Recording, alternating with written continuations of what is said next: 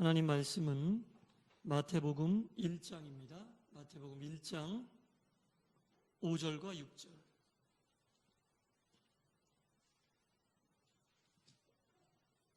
마태복음 1장 5절과 6절입니다.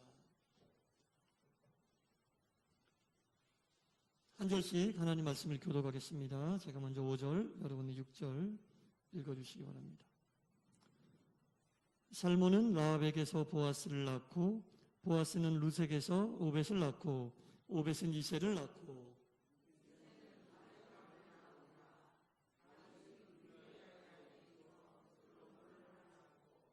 아멘. 그치? 다로 안 끝나니까 이상하세요? 고자로 끝나니까 안 끝난 것 같아요? 오늘 본문은 두 개만 볼 겁니다. 할렐루야! 제가 매주일마다 할렐루야 하는데 다른 목사님들은 어떻게 인사하시지? 유튜브를 좀 찾아봤어요. 여러분들 설교 처음에 어떻게 하시는지 다 할렐루야 하시더라고요. 할렐루야가 좋은가 봐요. 다 쓰시지. 더 크게 하겠습니다. 할렐루야! 여러분들이 예배드리면서 영적인 쓰임과 능력이 충만히 임해서 한 주간 동안 하나님께서 허락하신 여러분들의 생업 속에서 또는 학업, 사람들과의 관계, 또는 육신의 피로, 이 모든 것들과의 치열한 싸움 속에서 있었던 모든 괴로움들, 고통들 다 씻어버리시고 주님이 주시는 소임과 능력이 충만한 그 힘이 여러분 가운데 임하시기를 다시 한번 축원합니다. 아멘. 감사합니다. 우리 장로님 기도도 하셨지만 예배드리면서 말씀을 들으면서 우리의 질병이 치유되고 우리의 마음이 시원하게 되는 역사가 임할 줄 믿습니다. 성경에 나오는 이스라엘 백성들의 이름을 보면요, 성이 없어요. 저는 박씨거든요. 아세요? 모르시는 분이 있을까봐. 저는 박씨인데 성경에 나오는 이스라엘 백성들은 성이 없어요. 모세가 성이 뭐예요? 다윗이 성이 뭐예요? 성이 없어요. 왜 성이 없냐면 이들은 선민의식이 아주 철저해요.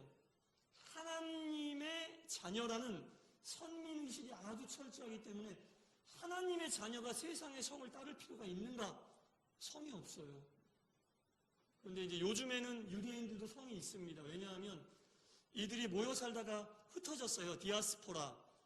온 세계 방방곡곡에 흩어졌더니 자기가 정착해서 산 나라의 법을 따라야 되잖아요. 그러다 보니까 그 나라의 실정법에 맞게 호적도 해야 되고 여러 가지를 하다 보니까 디아스포라 이후에는 유대인들에게 성이 생겼지만 성경에 나오는 이스라엘 백성들에게는 성이 없습니다. 그래서 성경을 잘 읽다 보면은 성이 없고 이름밖에 없기 때문에 이들을 구별을 못하는 거예요. 예를 들어 저는 그냥 장권입니다. 근데 이들이 사람을 구별하기 위해서 전국에 장권이 저밖에 없겠어요? 많이 있겠죠. 그래서 이스라엘도 마찬가지예요. 전국에 있는 이름 똑같은 사람들이 겹치지 않으려고 그 사람이 태어난 지역을 앞에다 갖다 붙이는 거예요. 나사렛, 예수. 예수라고 하는 이름이 굉장히 많아요. 흔한 이름이었어요. 근데 나사렛에서 태어난 예수다. 이렇게 얘기를 한 거죠. 그래서 그 사람이 어디에서 태어났냐로 구별해서 다른 사람들과 겹치는 것들을 피하려고 했다라는 거죠. 예수님께서 십자가를 지시고 골고다로 가시다가 너무 힘들어서 중간에 쓰러지셨거든요. 쓰러지셨는데 로마 군인이 아무리 일으켜 세워서 십자가를 다시 짊어지게 하려고 해도 예수님이 기력이 없어서 못 일어나시니까 그 주변에 있었던 건장한 체격의 남자 한 명을 골라서 예수님 대신 십자가를 지게 하잖아요. 그게 누굽니까? 구레네 시몬. 구레네 사람 시몬이란 뜻이에요. 구레네에서 태어난 사람 시몬이다 라는 뜻입니다. 그래서 사람을 구별하기 위해서 그 사람이 태어난 지명을 갖다 붙이면서 많은 사람들의 이름이 중첩됨을 있으면서도 그 사람을 구별하는 그런 사람을 구별하는 방법으로 이스라엘 사람들이 사람을 구별했다는 거죠. 이건 말고도 또 한 가지 구별하는 방법이 있었어요. 이스라엘 사람들이 태어난 지명만 가지고 사람을 구별하기에는 부족하니까 또 하나 가지고 구별하는 게 뭐냐? 아버지의 이름을 앞에 갖다 붙이는 거였어요. 그 사람 아버지의 이름을 앞에 갖다 붙여서 누구의 아들 누구, 누구의 딸 누구 이런 식으로. 여러분 성경에 보면은 소경이었는데 예수님 만나서 눈 뜬 사람 있죠? 누굽니까? 1, 2, 3부 똑같네? 짜셨어요? 바디메오 아시죠? 바디메오가 이 소경의 이름이 아닙니다. 바는 누구누구의 자녀란 뜻이고 디메오는 그 사람의 아빠. 디메오의 아들 소경 이런 거예요. 바디메오, 디메오의 아들 소경. 소경의 이름은 성경에 등장하지도 않는 거죠. 예수님의 제자 중에 바돌로메라고 있잖아요. 돌로메의 아들이란 뜻이에요. 그래서 자기 아버지의 이름을 갖다 붙임으로 전국에 있는 내 이름과 똑같은 사람과 구별을 시킨 거죠. 예수님을, 이건 아시겠지? 예수님을 은 30에 판 제자가 누구예요? 가룟 유다인데 가룟 유다는 그리옷이라고 하는 곳에서 태어난 유다거든요. 그리옷은 가룟. 그리옷이 좀 원어 발음에 가까운데 한글로 쓰다 보니까 가룟이라고 썼는데 그리옷이라고 하는 지역에서 태어난 유다라는 뜻인데 요한복음 13장 2절에 보면 이렇게 돼 있어요. 제가 읽어볼게요. 잘 들어보세요. 마귀가 벌써 시몬의 아들 가룟 유다의 마음에 예수를 팔려는 생각을 넣었더니 마귀가 시몬의 아들 가룟 유다에게 예수를 팔려는 마음을 집어넣었다. 이 유다에 대해서 두 가지 다 적용해서 누군지 정확하게 보여주고 있어요. 그리옷이라고 하는 곳에서 태어난 유다인데 이 사람의 아버지는 시몬이다. 이렇게. 그러니까는 아버지의 이름을 가지고도 유다가 누군지 알 수 있고 태어난 곳을 가지고도 유다가 누군지 알 수 있잖아요. 지역을 가지고 사람을 구분할 때는 외적인 모습, 외향적인 모습을 가지고 그 사람을 구분할 때 많이 썼고 아버지의 이름을 가지고 그 사람이 누구의 아들이라고 그 사람을 구별할 때는 그 사람을 보면서 그 사람의 아버지의 인격도 보는 거예요. 이런 거 있잖아요. 우리가 무슨 일을 하면 누구네 자식이야? 이런 얘기 들어보셨잖아요. 뉘렉 자식이야? 이런 얘기처럼 이스라엘 사람들은 굉장히 그게 강해요. 한국 사람보다 더 강해요. 그래서 어떤 아버지 밑에서 어떤 가정교육을 받고 자라는 자녀냐 아니냐 너무 민감하거든요. 그래서 아버지의 이름으로 그 자녀들의 행실을 평가하고 자녀의 행실로 그 아버지의 인격과 신앙과 그 가문의 가풍과 모든 것들을 판단하는 그런 일이 있었어요. 이렇게 미루어 볼 때 시몬의 아들 유다, 가롯 유다는 이 예수님을 팔아버린 이 자신의 행동으로 인하여 아버지랑 가문을 다 욕먹인 겁니다. 이스라엘 사람들의 그 가치관으로 미루어 보면 이 시몬이라고 하는 사람은 성경에 이름도 한 번밖에 안 나오는데 가롯 유다의 아버지라는 것밖에 모르겠는데 아들 이 유다의 행동으로 인하여 이 아버지의 인격과 신앙과 그 집안의 가풍 모두가 안 좋게 평가되는 이런 일이 발생하고 있는 겁니다. 유대인들은 이게 한국 사람보다 더 강해요. 그래서 아버지의 이름으로 아들이 소개될 때는 이 아들이 굉장히 행동가심 조심해야 되고 그 가문과 그 가풍까지 책임지는 그런 어떤 행동을 하는 게 유대인들이거든요. 이처럼 시몬은 유다의 아버지란 이유로 이렇게 평가를 받고 있는데 정반대되는 평가를 받은 사람도 있었어요. 3000년 전에 이스라엘의 첫 번째 임금이었던 사울 임금이 있는데 이 사울 임금이 이스라엘을 다스릴 때 주변에 블레셋이라고 하는 아주 강국이 있었어요. 이 블레셋 호시탐탐 이 이스라엘을 못살게 굴고 괴롭히는 거예요. 그래서 이 블레셋에서 키가 3m나 되고 그 사람이 입은 갑옷이 한 60kg 되거든요. 이런 장수를 보내서 이스라엘을 겁박하고 있었어요. 하나님을 조롱하고 하나님의 백성들을 저주하는 거예요. 근데 이 이방인이 이렇게 떠들어도 이스라엘 장수 한 명도 그 사람 앞에 나가서 힘을 못 쓰는 거예요. 싸우려고 나가지도 않아요. 이 장수가 누굽니까? 바로 골리앗이에요. 골리앗이 하나님의 백성과 하나님의 나라를 저주하고 겁박하고 조롱하고 있는데도 아무도 무서워서 나가지 못하는 거예요. 그때 혜성처럼 나타난 장군이 아닌 아이가 한 명 있었어요. 이 아이가 누굽니까? 다윗. 다윗이라고 하는 이 아이가 어른들 아무도 못 나서고 무공이 출중한 장군들도 두려워 떨고 있는데 이 3m 거인 앞에 서서 하나님의 이름을 가지고 이 골리앗 장수를 물리치고 전세를 완전 뒤집어 놓은 거죠. 사울 임금은 걱정하고 있었어요. 골리앗 앞에서 우리나라 망한다, 이제 어떡하냐. 그런데 승전보가 날아온 거예요. 조그만 아이 하나가 우리나라를 구했습니다, 임금님. 그러니까 사울이 이 이야기를 듣고 어서 그 아이 데리고 와라, 상 줘야겠다. 그래서 다윗이 임금의 이 명을 받잡고 임금 앞에 어전에 나갔죠. 그 어전에 나갔을 때 이 사울 임금이 우리라면 너는 이름이 뭐니? 어디 사니? 이렇게 물어볼 텐데 이 사울 임금이 처음 이 아이에게 물어본 게 네 아버지가 누구냐? 이렇게 물어봤어요. 사무엘상 17장 55, 56절을 제가 읽어보겠습니다. 사울은 다윗이 블레셋 사람을 향하여 나아감을 보고 군사령관 아브넬에게 묻되 아브넬아, 이 소년이 누구의 아들인지 알아보라고. 이 소년이 누구의 아들인지. 56절 왕이 이르되 너는 이 청년이 누구의 아들인가 물어보라. 전공을 세우고 임금 앞에 왔는데 그 사람에 대해서 묻는 게 아니라 아주 전형적인 유대인의 사고방식을 갖고 있는 거예요. 네 아비가 누구냐? 너는 누구의 아들이냐? 라고 묻고 있는 겁니다. 이처럼 그의 행동으로 인하여 그의 아버지가 평가되고 그의 부모가 평가되고 그의 가문이 평가되고 있는 거죠. 그때 다윗이 뭐라고 대답했냐? 저는 베들레헴 사람 이새의 아들 다윗입니다 라고 대답을 했어요. 베들레헴 사람 이새의 아들 다윗입니다 라고 대답을 한 거예요. 이 대답이 아주 짧은 대답이지만 굉장히 많은 내용을 함축하고 있어요. 임금님, 저는 베들레헴 사람 이새라고 하는 사람의 아들로 태어나서 어려서부터 이분의 인격을 배우고 어려서부터 이분의 가정교육을 받고 어려서부터 이분의 신앙을 보고 배워서 용기를 보고 배워서 자라난 다윗입니다. 그래서 제가 이번 전쟁에서 행한 일도 제가 혼자 행한 게 아닙니다. 제 아버지의 믿음과 용기가 다 저에게 힘이 돼서 그 힘을 가지고 하나님을 의지하는 그 힘을 가지고 제가 행했던 겁니다 라고 대답한 거하고 똑같은 얘기를 한 겁니다.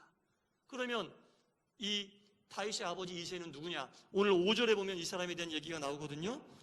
살몬은 라합에게서 보아스를 낳고 보아스는 루색에서 오벳을 낳고 오벳은 이새를 낳고 라고 나오거든요. 자, 우리가 잘 알고 있는 이름이 이 이새의 앞에 쭉 등장을 합니다. 먼저 라합이 등장하죠. 여러분, 라합이 누굽니까?